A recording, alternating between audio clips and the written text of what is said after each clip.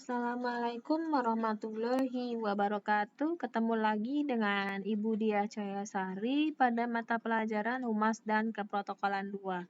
Kali ini Ibu akan membahas tentang kelanjutan materi dari bab 6 ya, perjalanan dinas. Untuk pertemuan yang kemarin kita lebih condong langsung ke praktek ya, tapi teorinya belum saya sampaikan. Nah, untuk lebih jelasnya tentang teori perjalanan dinas, berikut kita akan bahas bersama. Perjalanan dinas, langsung saja ya. Memahami definisi perjalanan dinas. Perjalanan dinas adalah perjalanan yang dilakukan karyawan suatu perusahaan yang berkaitan dengan tugas pekerjaan kedinasan, di mana biayanya biasanya ditanggung oleh perusahaan dan dilakukan selama beberapa waktu. Jadi kalau dinas keluar kota dia waktunya bisa lebih dari 1 hari ya, karena biasanya dia nginep ya, seperti itu. Kemudian, macam-macam perjalanan dinas di sini ada 2. Yang pertama, ditinjau dari wilayah dan tujuan, yaitu di dalam negeri dan luar negeri. Kemudian yang kedua, ditinjau dari transportasi, meliputi via darat, laut, dan udara. Selanjutnya, memahami definisi dari perjalanan dinas.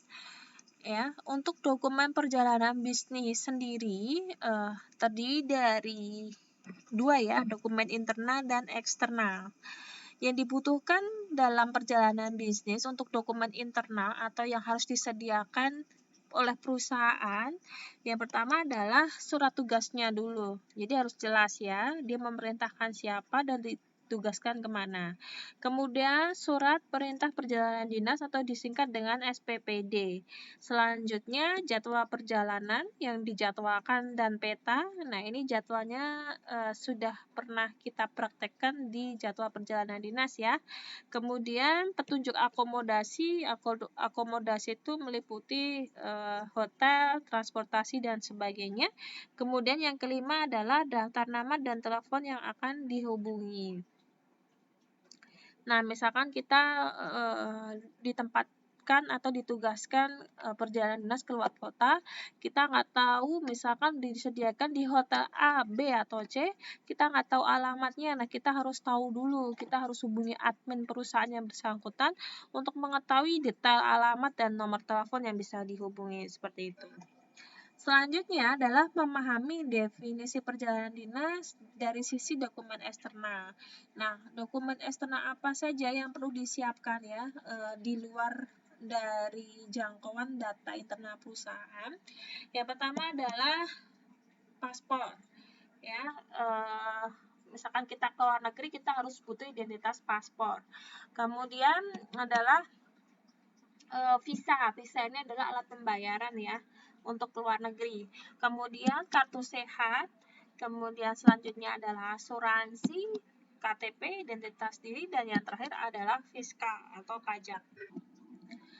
Selanjutnya, transportasi darat ya. Untuk via persiapan perjalanan dinas, kita menggunakan armada transportasi darat.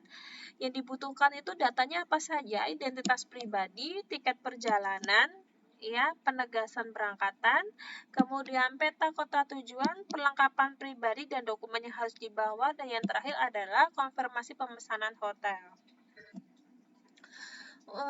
Selanjutnya untuk via transportasi laut yang dibutuhkan adalah yang pertama siapkan paspor jika keluar negeri ya, kemudian tiket kapal, kalau pesawat ya pesawat, kalau naiknya kapal ya tiket kapal, kemudian mata uang asing jika keluar negeri, kemudian konfirmasi pemesanan kamar dan hotel. Selanjutnya adalah perlengkapan pribadi dan dokumen yang perlu dibawa. Nomor 6 selanjutnya adalah daftar nama dan telepon yang akan dihubungi, dan yang terakhir adalah penjemputan sesuai jadwal tiba di pelabuhan atau bandara tujuan. Nah, ini berhubungan dengan kalian kemarin ya mempraktekkan reservasi taksi online. Selanjutnya, transportasi udara ya. Kalau transportasi udara bersama dengan kapal, cuma hanya berbeda sedikit. Kalau di kapal di pelabuhan, kalau bandara di bandara. Kalau melalui udara kita penjemputannya titiknya di bandara. Kemudian hal-hal yang perlu disiapkan apa saja? Siapkan paspor masih sama, kemudian tiket ini maaf ya, bukan tiket kapal ya, tiket pesawat dan kepastian berangkat, mata uang asing masih sama, koper yang dibawa tidak melebihi batas maksimum, kalau melebihi batas dia akan bayar lagi ya, bayar kelebihan muatan. Kemudian konfirmasi pemesanan kamar hotel, pelengkapan pribadi dokumen yang perlu dibawa, daftar nama dan telepon yang akan dihubungi, dan yang terakhir adalah penjemputan sesuai jadwal tiba di bandara tujuan. Kemudian persiapan selanjutnya untuk perjalanan dinas tentunya adalah keuangan ya. Yang perlu dipersiapkan adalah biaya transportasi PP lokal selama dalam tugas kota tujuan. Misalkan seperti kemarin kasusnya supervisor ditugaskan oleh direktur untuk mewakili rapat di daerah Yogyakarta. Nah, ketika di Yogyakarta kita harus dapat uang saku ya dari perusahaan sebagai biaya transportasi dan sebagainya untuk perjalanan di sana selama di Jogja. Kemudian ini B ya, bukan V. Biaya akomodasi. Nah, biaya akomodasi ini seperti hotel ya, penginapan. Kemudian makannya juga, kalau di hotel kan tentunya udah satu paket dengan makan ya. Kemudian adalah biaya tentang acara kegiatannya. Misalkan di sana kita perlu menyewa EO untuk membuat suatu rapat, di sana kita harus ada biaya kegiatannya dan sebagainya. Kemudian uang saku sendiri ya untuk karyawan yang didelegasikan oleh pimpinan. Kemudian adalah uang lunsum, yaitu pajak langsung, barang atau jasa yang bersangkutan, dan yang terakhir adalah biaya lain-lain. Kemudian untuk persiapan perjalanan dinas sendiri, alat pembayaran yang digunakan adalah uang tunai, ya, kartu kredit, cek, LC. LC itu adalah letter of credit. Kemudian fungsi dokumen perjalanan dinas di sini adalah yang pertama sebagai informasi, yang kedua sebagai alat bukti keterangan, yang ketiga sebagai bahan penelitian, yang keempat sebagai bahan ini sama ya. Yang keempat sebagai koleksi dokumen, dan yang terakhir adalah menjamin kebutuhan dan otentik. Nah, selanjutnya tata cara pelaksanaan perjalanan dinas. Jadi untuk melakukan perjalanan dinas kita bisa bekerja sama atau langsung di backup oleh perusahaan yang bersangkutan. Yang pertama adalah in-house traveling department. Artinya di sini adalah ketika karyawan ingin melakukan perjalanan dinas, nah yang menyiapkan segala sesuatunya dari persiapan sampai berangkat itu adalah bagian departemen tertentu yang dibentuk khusus oleh perusahaan yang menangani perjalanan dinas untuk karyawannya, seperti itu. Kemudian travel bureau ini adalah perusahaan bekerjasama dengan pihak eksternal atau pihak agent atau travel ya untuk membackup semua masalah perjalanan dinas di perusahaan. Kemudian selanjutnya adalah administrasi kantor atau sekretaris. Nah, ini bisa dilakukan oleh posisi ini ya, sekretaris. Jadi sekretaris itu dia harus multi talent, bisa membackup semua kebutuhan dari pimpinan. Misalkan dia mau melakukan perjalanan dinas, nah ini sekretaris harus bisa mengatur ya bagaimana perjalanan dinas itu bisa terlaksana sesuai dengan perencanaan, seperti itu. Nah, selanjutnya adalah menyusun daftar perjalanan dinas. Keuntungannya apa sih kalau kita menyusun daftar perjalanan dinas? Yang pertama adalah pekerjaan penting terselesaikan. Yang kedua adalah menghemat waktu dan tenaga. Yang ketiga adalah memiliki data sebagai pertanggungjawaban kerjanya. Kemudian, hal pokok untuk menyusun daftar perjalanan dinas, ya, hal-hal yang pokok adalah tujuan perjalanan dulu harus kita tentukan, kota tujuannya di mana, jenis perjalanannya apa, ya, kemudian apakah menggunakan armada laut, udara, atau darat, jenis layanan dan fasilitasnya apa yang dibutuhkan, kemudian rencana pertemuan keperluan, dan tentunya adalah waktu pelaksanaannya ya, hari, tanggal, dan waktu. Nah, ini untuk bab 6. Ibu langsung rapel ke bab 7 ya. Karena kan kalian waktunya terbatas, sudah mau US ya. Jadi Ibu langsung untuk membahas bab 7, yaitu menyimpan dokumen administrasi, humas, dan keprotokolan. Nah, di sini dokumen itu apa? Kembali lagi ke kelas 10 ya, tentang kearsipan. Dokumen itu adalah suatu yang tertulis atau tercetak yang dapat digunakan sebagai bukti atau keterangan. Nah, dokumen itu meliputi apa saja sih? Yang pertama adalah contohnya warakat biasa ya, catatan biasa. Kemudian adalah dokumen yang tidak penting. Kemudian yang ketiga adalah dokumen penting, dan yang terakhir adalah dokumen yang sangat penting atau disebut dengan vital. Kemudian peran dokumen humas dan keprotokolan. Apa sih peran dokumen? Bukti tertulis, alat pengingat, bukti historis, duta organisasi, dan yang terakhir adalah sebagai pedoman. Pentingnya pengelolaan dokumen dalam humas dan keprotokolan.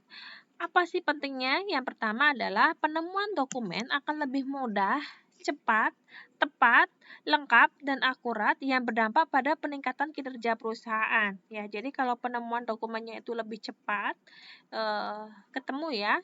Nah, itu otomatis akan berdampak pada kinerja perusahaan juga akan semakin cepat juga. Jadi dia berhubungan secara langsung.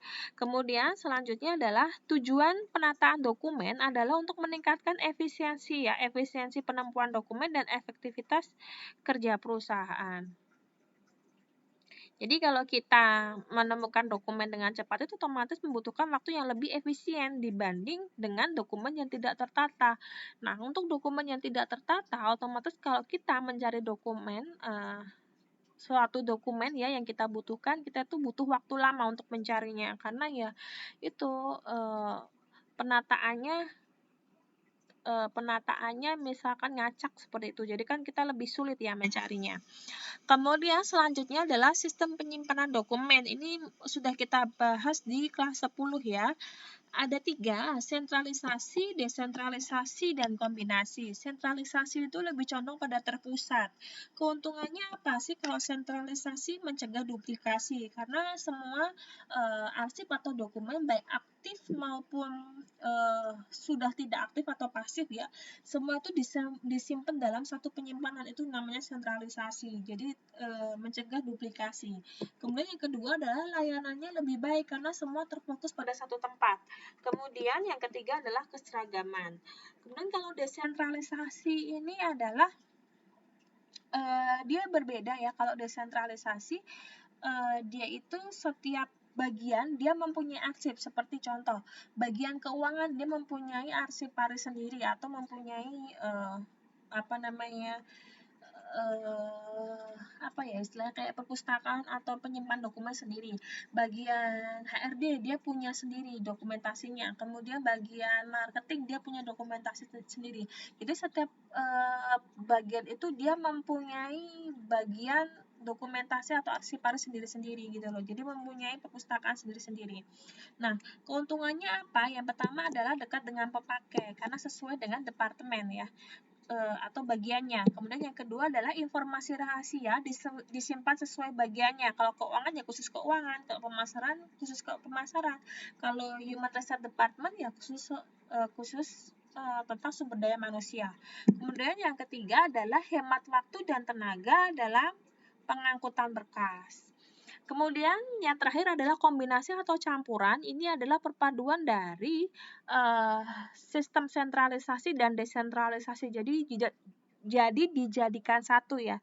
Jadi intinya gini, untuk arsip yang aktif dia akan ditempatkan kepada unit pengolah ya, atau unit kerja di masing unit kerja di bagian departemennya atau sesuai posisi departemennya. Kemudian kalau yang nggak aktif dia akan diangkut pada unit kearsipan. Jadi dipisah ya, yang aktif didekatkan sesuai departemennya, tetapi yang nggak aktif dia diangkut, ditaruh di unit kearsipan, jadi dipisah gitu ya. Keuntungannya apa? Yang pertama adalah sistem penyimpanan dan temu balik seragam. Kemudian minim kesalahan, pemberkasan dan dokumen hilang. Yang ketiga adalah menekan duplikasi dokumen. Dan yang keempat adalah mudah kontrol gerak dokumen sesuai jadwal retensi dan pemusnahan arsip. Jadi di sini akan lebih mudah memantau atau mengontrol dokumen mana yang masih berlaku dan sudah tidak berlaku gitu ya. Maksudnya yang sudah usang dia harus segera dipisahkan, kemudian yang masih aktif ya ditata di bagian sesuai departemennya, seperti itu. Nah, ini untuk bab 6 ya. Selanjutnya kita bahas ke bab 8, kita ngebut ya. Bab 8 ini adalah evaluasi kegiatan administrasi humas dan keprotokolan. Yang pertama adalah mengevaluasi kegiatan administrasi humas dan keprotokolan.